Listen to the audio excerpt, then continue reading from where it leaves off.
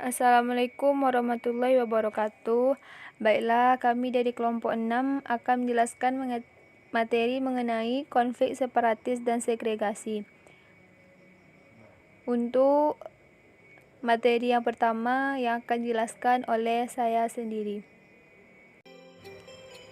Langsung saja kita masuki materi yang pertama, yaitu konflik separatis. Pengertian konflik separatis. Separatis berasal dari bahasa Inggris, yakni separate artinya pisah, separated artinya terpisah. Jadi, gerakan separatis adalah tindakan-tindakan secara terencana yang berkaitan dengan pemisahan diri atau kelompok dari kelompok lain. Dalam Kamus Besar Bahasa Indonesia, kata separatis diartikan sebagai golongan atau orang yang menghendaki adanya pemisahan diri dari suatu persatuan, bangsa, atau golongan untuk mendapatkan dukungan. Gerakan separatis ini biasanya dilakukan oleh mereka yang mempunyai kesadaran nasional yang tajam. Gerakan ini tak hanya dilakukan dengan kekerasan, tetapi ada juga yang dilaksanakan dengan jalan damai, misalnya saja gerakan Quebec di Kanada. Yang kedua, penyebab munculnya separatis. Sekilas gerakan separatis terlihat brutal dan tanpa dasar atau arogan karena ingin memisahkan diri dan mendirikan negara sendiri. Namun ternyata gerakan ini tak muncul tanpa sebab. Ada bermacam sebab sekelompok orang ingin memisahkan diri dari ikatan kedaulatan suatu negara, mulai dari tidak puas dengan pelayanan pemerintah dan sebab-sebab lainnya. Yang ketiga, gerakan separatis dalam sejarah Indonesia. Indonesia sejak dahulu telah diwarnai dengan gerakan-gerakan separatis oleh sekelompok sipil bersenjata. Gerakan-gerakan tersebut harus ditangani secara ekstra karena menimbulkan kekacauan bahkan pertumpahan darah. Berikut adalah gerakan-gerakan separatis yang tercatat dalam sejarah Indonesia.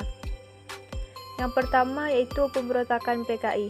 Salah satu gerakan separatis dalam sejarah Indonesia adalah pemberontakan PKI di Madiun pada tahun 1948. Pada tahun 1948, Kabinet Amir Syarifuddin jatuh disebabkan oleh kegagalan dalam perundingan Renville yang sangat merugikan Indonesia. Untuk merebut kembali kedudukannya, pada tanggal 28 Juni 1948, Amir Syarifuddin membentuk Front Demokrasi Rakyat atau FDR untuk memperkuat basis massa. FDR membentuk organisasi kaum petani dan buruh. Yang kedua, pemberontakan Darul Islam dan Tentara Islam Indonesia. Selain itu, ada juga pemberontakan yang dilakukan Darul Islam dan Tentara Islam Indonesia. Berdasarkan perundingan Renville, kekuatan militer Republik Indonesia harus meninggalkan wilayah Jawa Barat dan dikuasai Belanda dan mengungsi ke daerah Jawa Tengah dan dikuasai oleh Republik Indonesia. Tidak semua komponen bangsa menaati isi perjanjian Renville yang dirasakan sangat merugikan bangsa Indonesia. Salah satunya adalah Kartosumiryo beserta para pendukungnya. Pada tanggal 7 Agustus 1145, Kartosuwiryo memproklamasikan berdirinya negara Islam Indonesia. Yang ketiga, pemerintahan revolusioner Republik Indonesia atau PRRI. Awal kemunculan gerakan pemberontakan PRRI ini diawali dari ketidakharmonisan hubungan pemerintahan daerah dan pusat. Daerah kecewa terhadap pemerintah pusat yang dianggap tidak adil dalam alokasi dana pembangunan. Kekecewaan tersebut mewujudkan dengan pembentukan dewan-dewan daerah. Yang keempat yaitu pemberontakan Pemesta. Gerakan separatis selanjutnya adalah Pemesta yang juga dipicu oleh proklamasi PRRI. Tanggal 7 Februari 1958, Somba memutuskan hubungan dengan pemerintahan pusat dan mendukung PRRI. Gerakannya dikenal dengan Perjuangan Rakyat Semesta atau Pemersta. Yang kelima yaitu Gerakan Aceh Merdeka atau GAM. Gerakan Aceh Merdeka adalah sebuah organisasi yang dianggap separatis yang memiliki tujuan supaya daerah Aceh atau yang sekarang secara resmi disebut dengan Nanggroe Aceh Darussalam lepas dari Negara Kesatuan Republik Indonesia. Konflik antara pemerintah dan GAM yang diakibatkan perbedaan keinginan ini telah berlangsung sejak tahun 1976 dan menyebabkan jatuhnya hampir sekitar 15.000 jiwa. Yang keenam yaitu pemberontakan APRA.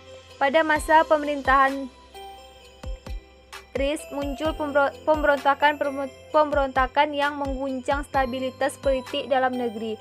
Pemberontakan tersebut antara lain Gerakan Angkatan Perang Ratu Adil atau APRA, Pemberontakan Andi Aziz, dan Gerakan Republik Maluku Selatan atau RMS. Yang ketujuh yaitu Republik Maluku Selatan atau RMS. Republik Maluku Selatan adalah daerah yang diproklamasikan merdeka pada tanggal 25 April 1950 dengan maksud untuk memisahkan diri dari negara Indonesia Timur. RMS ditumpas tuntas pada November 1950. Sejak 1966, RMS berfungsi sebagai pemerintahan di pengasingan Belanda. Selama tahun 70-an, teror seperti ini dilakukan juga oleh beberapa kelompok sempalan RMS seperti kelompok Komando Bunuh Diri Maluku Selatan yang dipercaya merupakan nama lain Pemuda Maluku Selatan Merdeka. Yang terakhir yaitu Organisasi Papua Merdeka atau OPM. Organisasi Papua Merdeka adalah sebuah gerakan nasionalis yang didirikan pada tahun 1965 yang bertujuan untuk mewujudkan kemerdekaan Papua bagian barat dari pemerintahan Indonesia. Baiklah untuk materi selanjutnya yang akan dijelaskan oleh rekan saya Wirdatul Jannah Daulay. Konflik segregasi. A. Pengertian konflik segregasi. Dalam kamus sosiologis, segregasi diartikan dengan konsentrasi bagian-bagian populasi atau organisasi secara sukarela atau dengan paksaan di wilayah tertentu.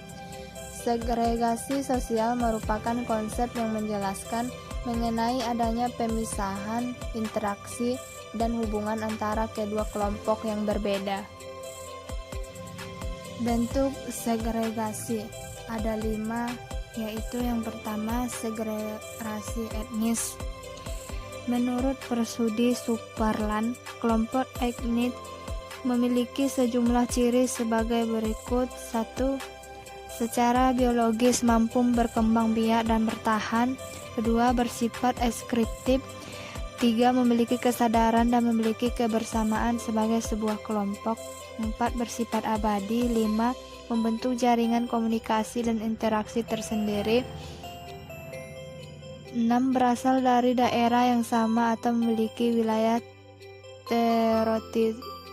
teritorial tertentu. 7. Memiliki kesamaan kebudayaan, kekerabatan, kesenian, bahasa, dan adat istiadat. 8. Memiliki sistem kekerabatan matrilineal, patrilineal, dan bilateral. 9. Identitas etnis atau kesadaran etnis diperkuatkan atau diperlemah dengan identitas keagamaan. 10. Dilengkapi dengan atribut tertentu yang menunjukkan kekhasan. 11. Bersifat sakral dan merupakan kesadaran terdalam.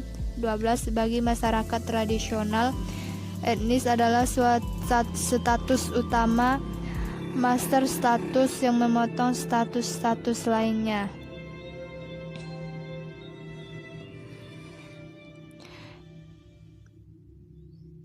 B. Segregasi pemukiman. Segregasi pemukiman adalah pemisahan penduduk berdasarkan atas tempat tinggal. Segregasi pemukiman sebenarnya dapat fungsional bagi struktur sosial. Menurut Persudi Suparlan mengutip Brunner yang merupakan guru pembimbingnya, segregasi sosial atau segregasi pluralisme dapat dianggap sebagai sebuah solusi bagi ketegangan etnis dan mencegah terjadinya konflik etnis. Yang C. Segregasi kelas. Segregasi kelas adalah pemisahan atas dasar kelas sosial berdasarkan kelas sosialnya. penduduk terpisah kehidupan sosialnya satu sama lain. Yang B. Segregasi agama. Segregasi berdasarkan agama adalah konsentrasi masyarakat dalam suatu lingkungan kota dengan dasar agama. Segregasi ras adalah pemisahan penduduk berdasarkan perbedaan ras. Segregasi ras ditegakkan melalui berbagai peraturan perundang-undangan. Segregasi ras diantaranya pernah diterapkan dalam masyarakat yang menganut sistem apartheid seperti di Afrika Selatan. Jenis-jenis segregasi ada dua, yaitu yang pertama segregasi terpaksa, involuntary segregation. Yang pertama, segregasi terpaksa. Model segregasi ini adalah segregasi yang dipaksa terutama oleh pihak luar seperti beberapa contoh, yaitu pemaksaan pemerintah Israel kepada orang Palestina untuk tinggal terkonsentrasi di jalur Gaza. Pemaksaan yang dilakukan oleh pemerintah Amerika Serikat terhadap orang Indian untuk mendiami kawasan tertentu. Pemaksaan pemerintah kulit putih Australia terhadap orang-orang Aborigin untuk mendiami kawasan khusus. Pemaksaan yang dilakukan oleh pemerintahan apartheid kepada orang kulit hitam untuk mendiami kawasan tertentu. Yang kedua, sukarela voluntary segregation, yaitu model segregasi ini memang menjadi pemilihan sadar dari kelompok sosial yang ada di antaranya dilatar belakangi oleh adanya pemukiman yang terpisah semenjak beberapa generasi sebelumnya. Demikianlah materi yang dapat kami sampaikan. Lebih dan kurang mohon maaf. Sekian dan terima kasih. Wassalamualaikum warahmatullahi wabarakatuh.